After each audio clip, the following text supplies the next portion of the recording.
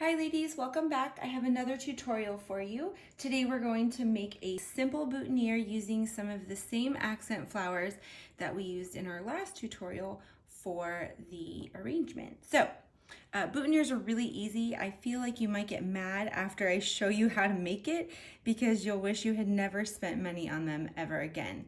So I have 2 ranunculus, a piece of eucalyptus, and then I also am going to use this cute little bud just as a little accent. I have a piece of floral tape that I'm gonna need, and sometimes when you're making boutonnieres you occasionally need floral wire, but I don't think we're gonna need that today.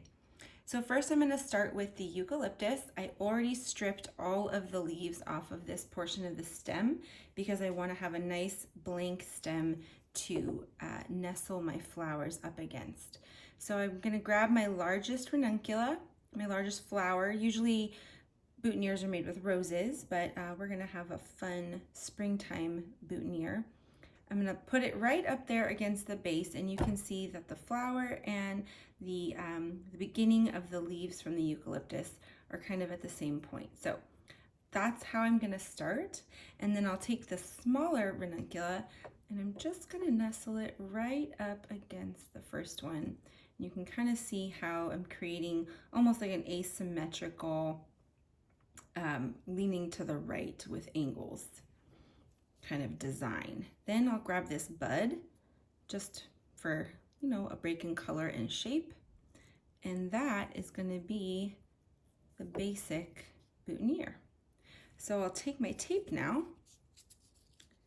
and get it up close right to the very base of that bud. Wrap it around. If anything moves during this process, that's okay. You can always just kind of wiggle it back around.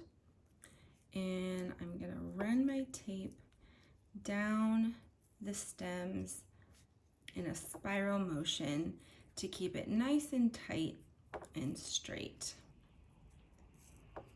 That is that. We're basically done at this point. So I'll rip off the excess.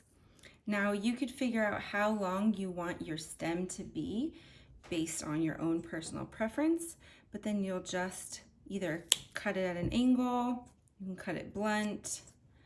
Sometimes there will be extra tape that you could twist into like a little spiral. I'm gonna keep it cut on an angle. And there you have it. That is your boutonniere. This will sit nice and flat against a lapel, and it'll be a beautiful pop of color.